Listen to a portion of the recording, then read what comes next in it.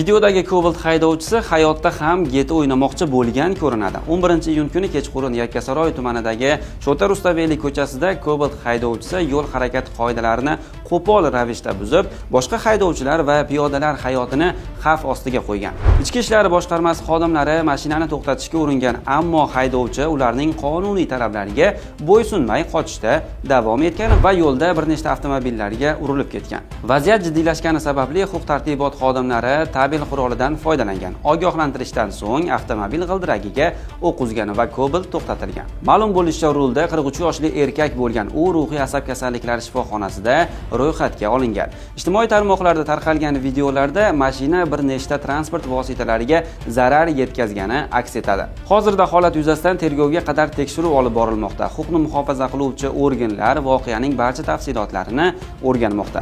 So'nggi yangiliklar uchun Anxoruzning ijtimoiy tarmoqlardagi sahifalariga obuna bo'ling.